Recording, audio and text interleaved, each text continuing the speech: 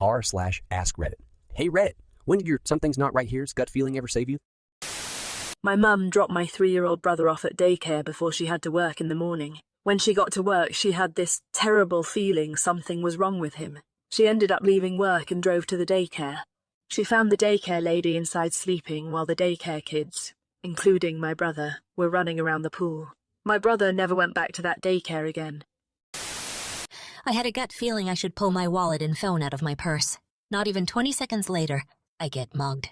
The man dragged me across the sidewalk and stole my purse, but all he ended up getting was a juice box and my birth control.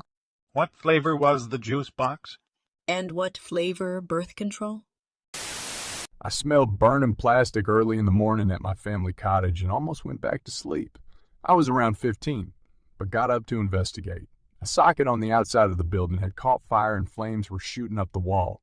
The rest of my family was still sleeping and there wasn't enough smoke for the alarms to go off. I ran and got the fire extinguisher, got my dad up, and put it in his hands and pointed him towards the fire. Stopped it and called the fire department. It's for stories like this why I always get up when I smell something burning. I get really stressed out about it. 2 summers ago, I woke up to the smell of fire and found out that a neighbor was burning leaves in his backyard and it had gone out of control. So scary. About 6 years ago, I was up having coffee very early one summer. My husband and I heard an explosion and my meth addict neighbour screamed. He ran out back to see what was up.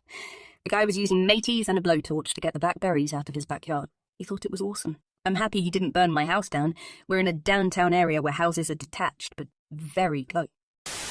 I was going to meet up with someone from Marketplace to buy a phone, and the feeling hit me, so I called the woman, and a man answered trying to play off the fact he's a man, and I passed by where we were meeting at, and it was dark, and I heard voices in the background on the phone call. I never stopped the car and kept going. Pretty sure I saved myself from, at the very least, a mugging, but learned a good lesson. Always meet in a public place. You can meet at police stations. I believe most are okay with this.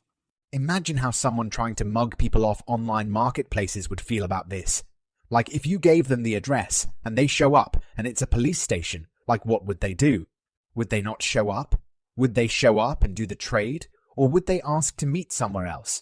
Because that would make it obvious. Not mine, but my dad's. I was downstairs helping him with some woodworking when I was 10 or 11. He went to run a Tux 4 through the table, saw when he noticed I was at his elbow rather than behind him.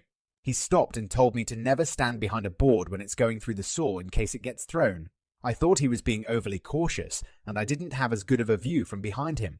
But whatever, I got behind him. He flipped on the saw and ran the board through. He only got 1/3 of the way through, though when the blade hit a knot and flung the Tux 4 hard enough to crash against the wall, 10 feet behind. If I hadn't moved, it would hit me square in the chest and could killed me. I had a teacher who was teaching in a class next to a woodwork class. The wall between the classes were very thin. When he was teaching, he had a feeling something's not right, so he moved away from where he was standing. Not a second later, some shrapnels cut through the wall and flew past where his head was in the original spot. Turns out it was some kid using the circular saw, and the tip of it flew off. If he hadn't moved, he wouldn't be teaching today. Of course, he wouldn't be teaching today. It's winter break. Not my gut feeling, but my sister once came back home when she'd already left to go to school 10 minutes earlier because she suspected something was wrong. Prevented me from attempting suicide. Are you okay now? I'm better than I was then, but still have issues super often. Just hanging in there, I guess. We were looking at houses a while back and found one that was great location, would have been perfect size for us and didn't appear to need any work other than new carpet and stuff I wanted to do like painting and switching the it over from oil-burning furnace. I just had a nagging feeling about it, and my husband agreed. As much as we loved it, something was off with it. I actually thought ghost or something silly like that, and we ended up passing on it. I was still kicking myself about it until a few months later, when it had a major electrical fire. The whole house and everything in it was a total loss, and the family that lived there barely got out alive. I used to never wear my seatbelt. This was before they were annoying as if you didn't put it on. One time I was sitting in the passenger seat of a car and had a gut feeling to put it on. Not even a minute later, we were hit by someone doing about 60 miles per hour. Cop said if I didn't have on my seatbelt, I would have went through the windshield. I always wear my seatbelt now. I never used to wear my seatbelt. My buddy didn't either. He flipped his car, was partly ejected through the sunroof, and dragged under his roof. The coroner said he was alive for a few hours before he died by himself on a lonely stretch of road. They had to use bubble wrap to reform his head when my other buddy identified him.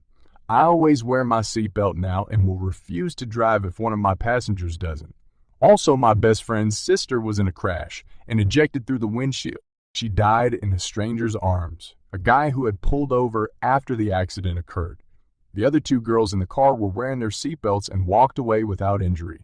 Not wearing your seatbelt doesn't make you cool. It's honestly not that restricting, and you're effing stupid if you don't wear it. And you're just gonna F up your loved ones' lives after you're dead. Please just put your seatbelt on. This isn't my story. It's from an old high school teacher of mine. His friends were bar hopping. They were all underage and traveling to a bar about 45 minutes away. It wasn't like this is the first time they were doing this or anything. All of a sudden, he got a really bad feeling and started panicking. His friends made fun of him and wouldn't let him out of the car, but it got so bad they had to dump him in this small town in the middle of nowhere. He used a payphone and called a cab home. The next morning, he saw that his friends had been in a car accident, obviously due to drunk driving. Most of the friends died. One survived with a severe brain injury. His life was saved all because of a gut feeling. Sometimes he has survivor's guilt now. If I'd call not riding with a drunk driver a guy feeling as much as maybe a moment of clarity. That really sucks he couldn't get them to stop to save themselves.